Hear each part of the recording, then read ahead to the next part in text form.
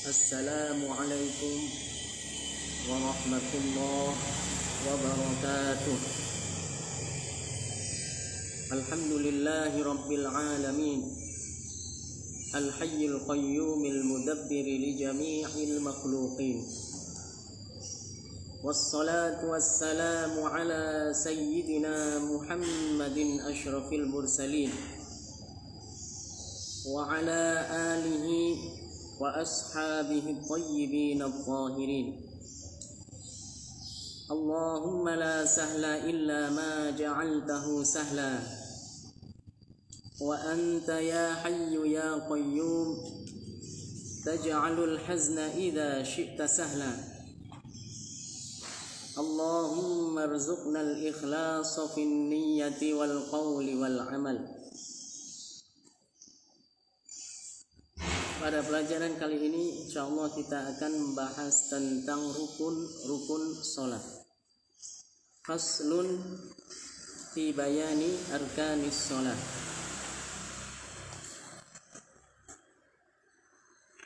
Kalau pada pertemuan dan pelajaran yang lalu kita sudah membahas tentang syarat-syarat salat, maka pada pelajaran kali ini kita akan bahas tentang rukun-rukun salat. Seperti yang sudah disinggung pada pelajaran yang lalu, bahwasanya perbedaan antara syarat dengan rukun itu adalah, kalau syarat itu ma tatawaqqafu alaihi sihhatus sholati wa laysa juz'an minas sholah, yaitu yang tidak sah sholat kecuali dengan dipenuhi syarat tersebut, dan syarat ini tidak termasuk bagian dari sholat, artinya di luar sholat. Adapun rukun pengertiannya adalah ma tatawaqqafu alaihi sihhatus sholat wa huwa juz'un minha, yaitu apa yang tergantung padanya sahnya sholat dan termasuk bagian dari sholat, yaitu berupa rukun qalbi, yaitu niat, kemudian rukun qauli. Ya, ada beberapa rukun qauli dalam sholat, rukun yang berupa perkataan. Kalau tadi rukun qalbi yaitu yang diniatkan atau yang letaknya di hati, yaitu niat. Kemudian ada rukun qauli yang berupa bacaan-bacaan yang termasuk rukun dan wajib dibaca saat melaksanakan sholat. Jika tidak dibaca maka hukumnya tidak sah. Ada rukun fi'li, yaitu gerakan-gerakan atau berupa perbuatan-perbuatan dalam sholat yang harus dilakukan. Jika tidak dilakukan maka hukumnya sholatnya tidak sah, karena kurang dari rukun-rukun yang harus dipenuhi, tidak dipenuhi, tidak dilaksanakan. Jadi itu perbedaan antara syarat dengan rukun. Kalau syarat bukan bagian dari sholat, tidak termasuk gerakan atau bacaan atau niat dalam sholat. Adapun rukun itu adalah bagian dari sholat. Saat seseorang melaksanakan sholat maka harus niat, ya, karena itu adalah disebut rukun qalbi. Kemudian harus membaca takbirat yang disebut dengan takbiratul ihram. Maka itu karena berupa bacaan yang dibaca dengan lisan maka disebut dengan rukun qauli. Juga melakukan gerakan seperti ruku, sujud, maka itu disebut dengan rukun fi'li. Insyaallah kita akan membahas tentang rukun-rukun dalam sholat. Qala al-muallifu rahimahullahu ta'ala wa nafa'ana bi'ulumihi. Faslun fi bayani arkanis sholat. pasal menjelaskan tentang rukun-rukun salat. Arkanus salati sab'ata asyara ruknan. Rukun-rukun salat itu ada 17. Ya, ada 17 yang termasuk rukun-rukun dalam salat. Farruknul awwalu huwa an-niyyatu bil qalbi lil fi'li. Rukun yang pertama adalah berniat dalam hati untuk melakukan salat. Ai li fi'lis salati. Berniat dalam hati untuk melakukan salat, maka ya, berniat karena di sini tadi disebutkan bil qalbi, dengan hati. Dan tadi sudah dijelaskan di awal, di antara rukun-rukun salat ada yang disebut dengan rukun qalbi, yaitu yang letaknya di hati, berupa perbuatan hati, yaitu niat. Ya, maka di sini dijelaskan oleh muallif, falau lam yujri lafzan ala lisanihi lam yadurruhu in istahdhara an-niyyata biqalbihi. Maka meskipun tidak melafadzkan, tidak diucapkan dengan lisan, tidak melafalkan kata-kata niat tersebut dengan lidah atau di lidah, tidaklah hal itu berpengaruh jika ia telah menghadirkan niat di hatinya. Seperti yang sudah disinggung juga dalam, atau yang sudah saya sebutkan juga dan jelaskan pada bab-bab terdahulu tentang wudu, ya, tentang taharah, bersuci, bahwasanya niat itu artinya adalah qasdus syai', menyengaja untuk melakukan sesuatu. Maka kalau menyengaja, kesengajaan itu adanya di mana? Di dalam hati. Qasdus syai' muqtarinan bi fi'li, yang berbarengan dengan perbuatan yang ingin dilakukan. Maka dalam salat ini pun di antara rukunnya adalah niat. An-niyatu bil qalbi lil fi'li. Niat, berniat di dalam hati, menyengaja untuk melakukan salat. Menyengaja untuk melakukan salat, di dalam hati dihadirkan niat, kesengajaan, keinginan untuk melakukan salat saat awal melakukan salat, yaitu ketika mengucapkan takbiratul ihram, Allahu akbar. Saat mengucapkan Allahu akbar itu, di saat takbir sebagai pembuka dari salat, maka di dalam hati dihadirkan kesengajaan atau qasd al-fi'al, kesengajaan untuk melakukan suatu perbuatan, yaitu salat, di dalam hati. Cukup dengan itu maka sudah sah niatnya, tanpa harus dilafalkan. Jadi meskipun tanpa dilafalkan sebenarnya ya sudah cukup. Kan tetapi ya, jika kita melafalkannya sebelum kita mengucapkan takbiratul ihram dengan lafaz misalnya usolli fardhul asri,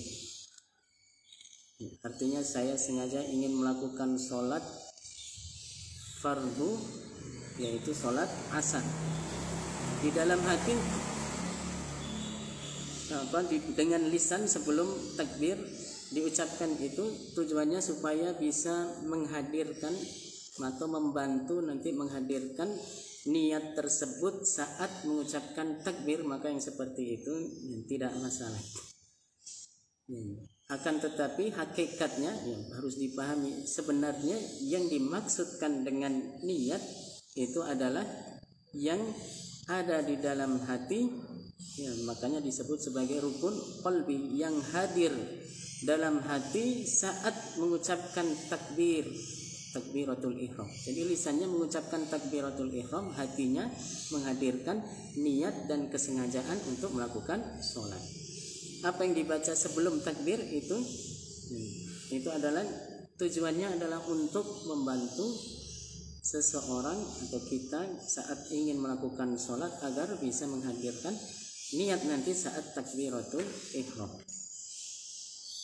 Ya, untuk mempermudah, karena kalau tidak seperti itu bisa jadi seseorang tertukar, misalnya niat apakah sholat zuhur kemudian niatnya ya, misalnya salah jadi sholat asar. Tapi kalau diucapkan terlebih dahulu itu akan membantu seseorang supaya nanti saat dia sudah mulai takbiratul ihram, mulai masuk sholat, maka dia bisa menghadirkan niat dalam hati, melakukan sengajaan untuk melakukan sholat yang ingin dilakukan, bukan sholat untuk waktu yang lain atau bukan untuk melakukan amal ibadah yang lain, tapi yang dilakukan adalah sholat fardu, bukan sholat yang sunnah misalnya, atau bukan sholat yang lain yang tidak pada waktu tersebut saat dia ingin melakukan sholat, misalnya asar, maka dia dalam hati menghadirkan kesengajaan untuk melakukan sholat asar.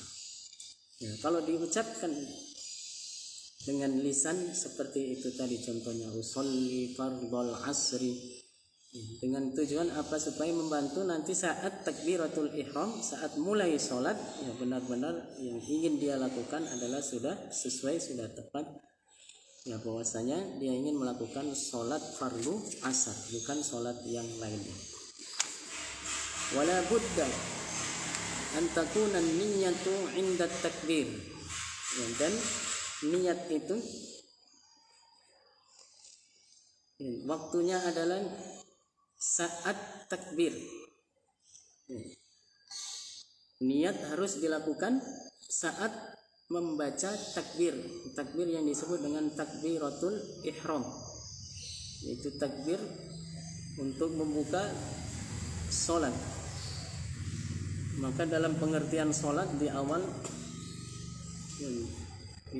bab taharah yang sudah lalu, kita sudah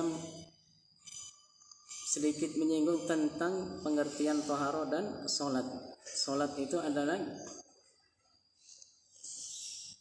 af'alun wa aqwalun muftatahatun bit takbir, muhtatamatun bit taslim.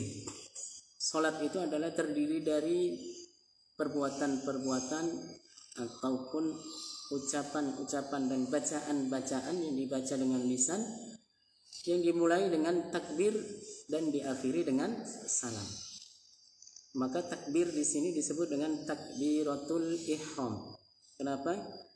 Karena jika sudah dilakukan takbir pertama untuk sebagai rukun pertama dari sholat ini, takbir yang pertama itu disebut takbiratul ihram, maka diharamkan baginya untuk melakukan di sepanjang sholat itu sampai nanti selesai dengan ditutup dengan salam, diharamkan untuk melakukan hal-hal yang bisa membatalkan sholat di tengah sholat, maka disebut dengan takbiratul ihram.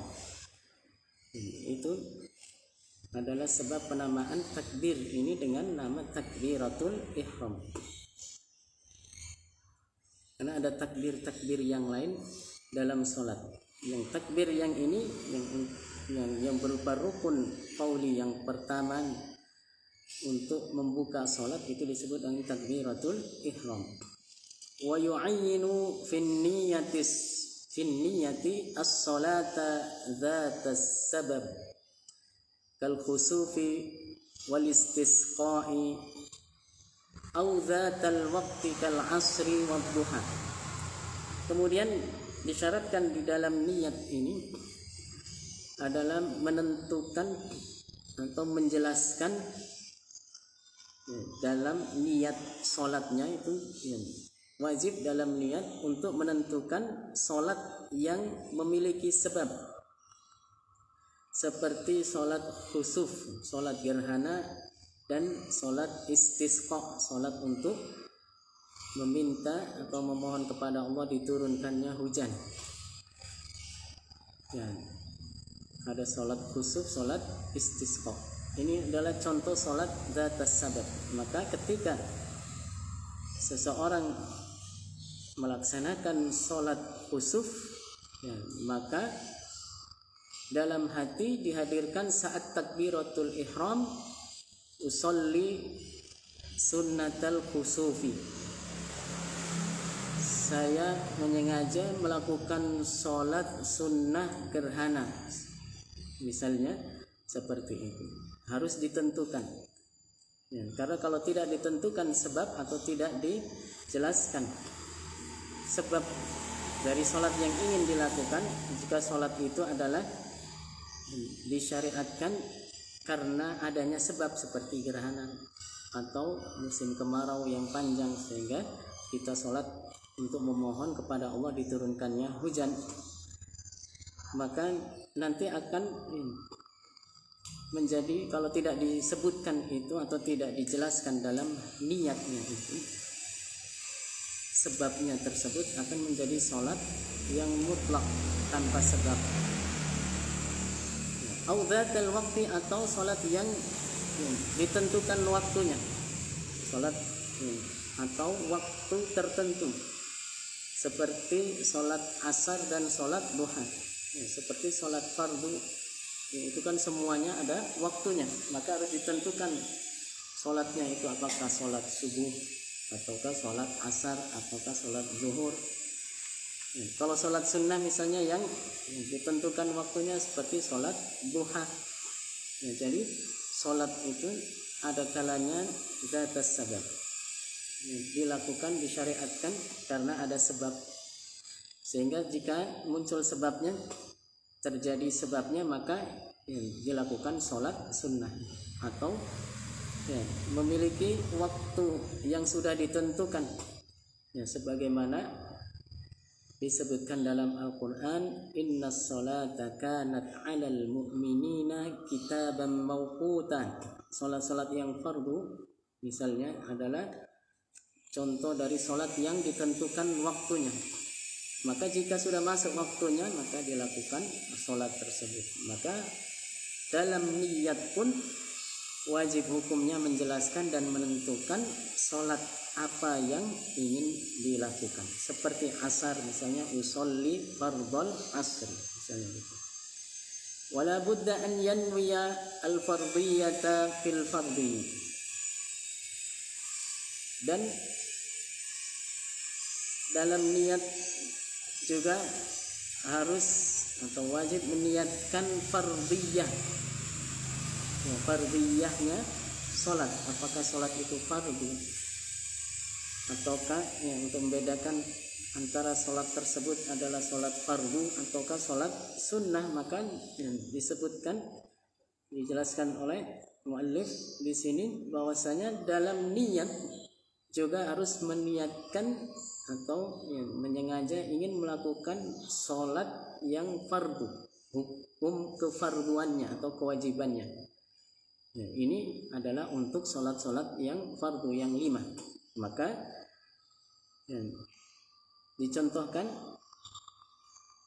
fatakunun niyatu masalan. Jadi niat sholat itu contohnya yang sudah cukup sebenarnya, yang wajib dalam berniat. Masalan, usolli fardhal asri wa nahwa dzalik. Cukup dalam niat itu, di dalam hati dia hadirkan kesengajaan untuk melakukan sholat fardu asar atau sholat asar yang hukumnya fardu. Cukup itu dalam hati, tanpa harus menghadirkan lafaz-lafaznya pun sudah sah. Yang penting dia ingin menyengaja untuk melakukan sholat fardu asar. Jadi harus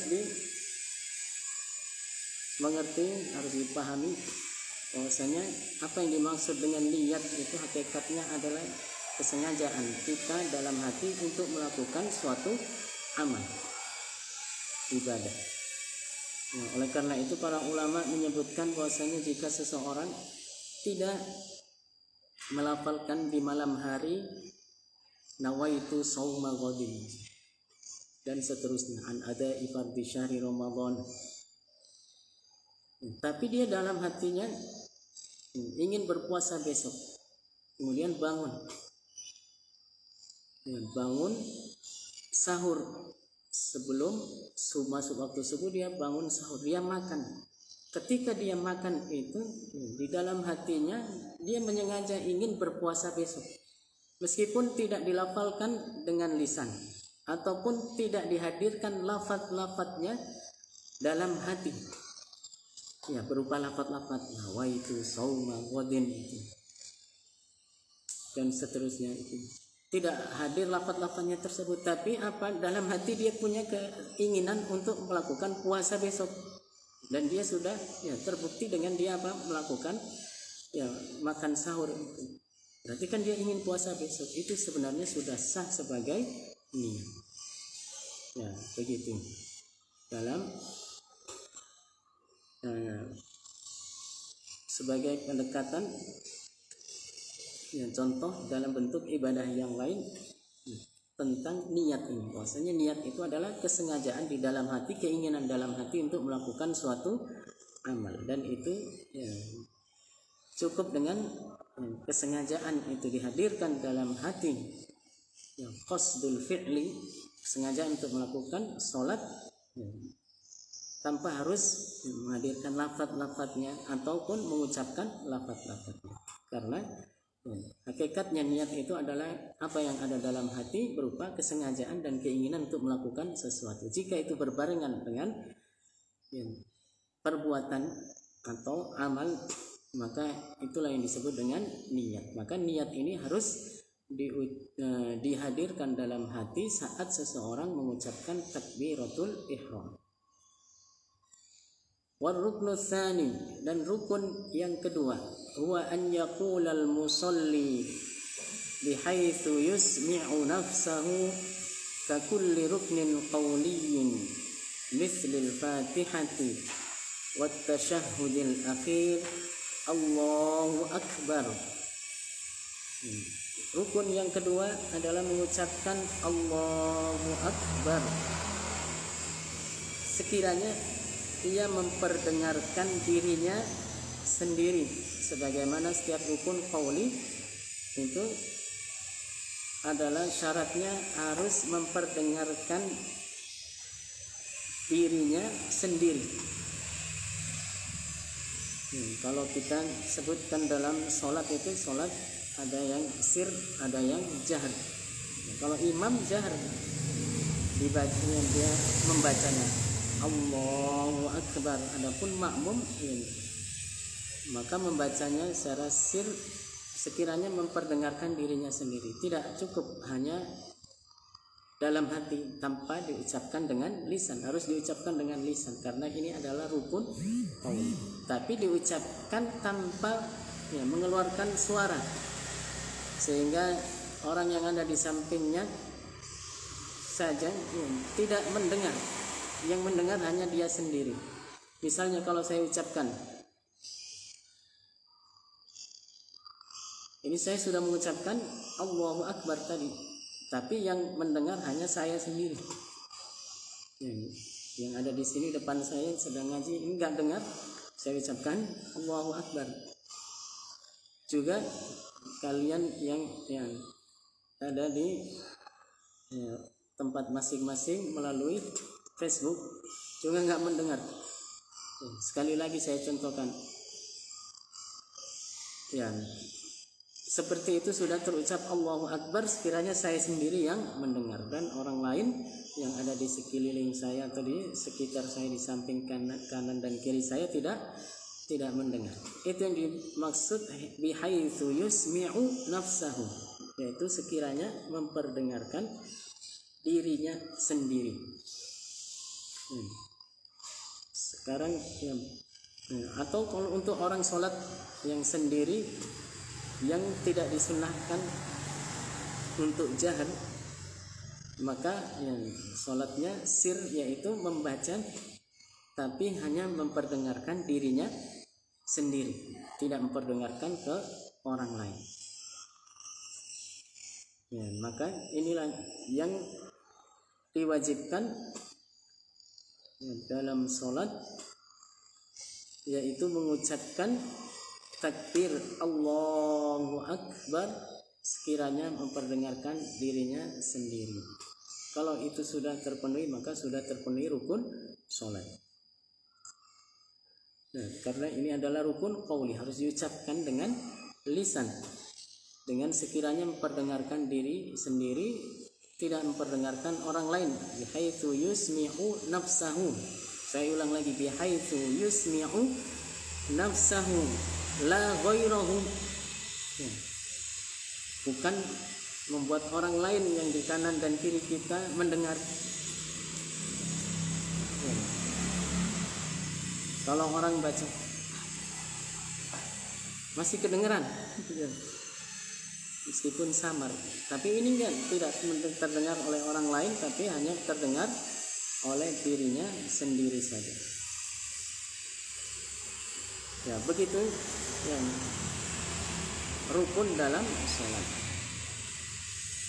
Bahkan jika seseorang terlalu bersuara, mengeluarkan suara yang agak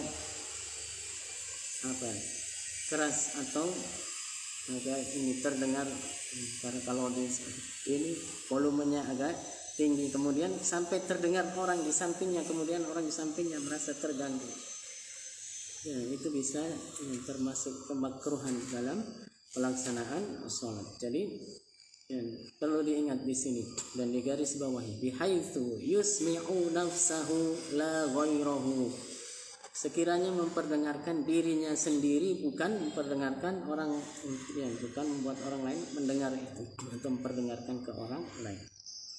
Mislil fatihati wat tasyahudil akhir, seperti Fatihah dan tasyahud akhir, itu termasuk yang termasuk rukun-rukun dalam sholat. Semuanya itu harus diucapkan dengan lisan sekiranya memperdengarkan dirinya sendiri.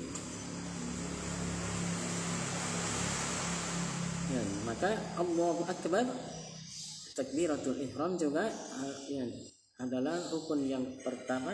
Rukun yang pertama berupa rukun qauli dalam sholat, ya, yang harus diucapkan dengan lisan sekiranya memperdengarkan diri sendiri, orang yang sholat itu sendiri.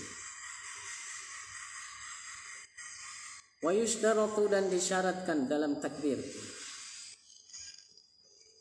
Disyaratkan dalam takbir apa saja? Alla yamuddal hamzah, tidak boleh memanjangkan hamzah fi awwali lafzil jalalah, tidak boleh dipanjangkan hamzah pada lafaz Allah, ya, di awal atau di huruf yang pertama dari lafaz Allah, ya, itu diucapkan tanpa mad, tidak boleh dipanjangkan, tidak boleh dibaca Allah, ya, dibacanya langsung Allahu Akbar, ya, dan ya, ketika membaca Allah, ya, perhatikan dibaca Allah, ya, hamzahnya ini tidak ditafkhimkan, dan hamzahnya dibaca tipis, Allah, ya, bukan Allah, ya, karena lamnya kan dibaca tafkhim tebal. Sebagian orang yang itu terpengaruh saat mengucapkan hamzahnya juga jadi Allah, ya, tapi kalau seperti itu pun hukumnya tetap sah karena mentafkhimkan hamzah, padahal sebenarnya tidak ditafkhimkan, tapi apa, ya, dibaca tipis saja, ya, tidak dibaca tebal lafaz atau huruf hamzah di awal lafaz jalalah. Walal ba, dan tidak boleh memanjangkan huruf ba pada lafaz akbar, tidak boleh dibaca akbar, tidak boleh, ya. Kalau dibaca akbar atau dipanjangkan hamzah pada lafaz jalalah, dipanjangkan, harusnya Allah dibacanya oleh, kalau ada orang yang membacanya dipanjangkan hamzahnya Allah, maka hukumnya tidak sah. Atau memanjangkan ba pada lafaz akbar, maka hukumnya tidak sah. Tidak boleh dibaca akbar gitu. Wa alla yazida wawan qabla lafzil jalalah, dan tidak menambah huruf waw sebelum lafaz jalalah Allah. Tidak boleh dibaca wallah, tidak boleh. Au baina lafzil jalalati wa kalimati akbar, juga tidak boleh ditambah antara Allah, lafaz Allah dengan lafaz akbar, tidak boleh ditambah di tengah-tengahnya huruf waw. Tidak boleh dibaca Allahu akbar, tidak boleh. Wa illa yubdilal wawa bi hamzatil akbar, juga tidak mengganti hamzah dengan huruf waw pada kata akbar. Nggak boleh dibaca wakbar, harus akbar dengan hamzah.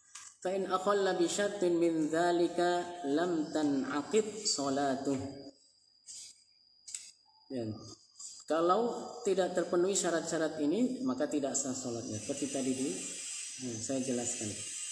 Kalau orang memanjangkan ba dari akbar, maka tidak sah salatnya.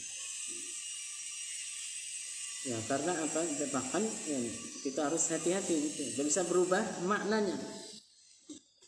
Kalau dipanjangkan ba-nya, akbar itu adalah jamak dari kabar, artinya beduk, maka tidak layak bagi Allah kita yang menyebutkan lafaz seperti itu.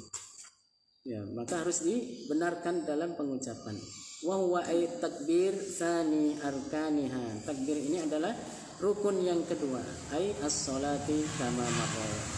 Rukun yang kedua dari rukun salat setelah niat tadi. Maka ini harus benar-benar kita baca, karena ini adalah rukun qauli, kita ucapkan, kita baca dengan benar sesuai dengan syarat-syaratnya supaya salat kita sah. Dan saat mengucapkan takbir Allahu akbar, dihadirkan dalam hati niat, yaitu rukun yang sebelumnya, yaitu rukun yang pertama tadi, menghadirkan kesengajaan untuk melakukan sholat dan menentukan atau menjelaskan sholat yang ingin dilakukan. Jika sholat tersebut adalah sholat yang dilakukan karena sebab, karena terjadinya sebab, atau jika sholat tersebut yang dilakukan karena sudah datangnya waktu, maka ditentukan itu dalam niat.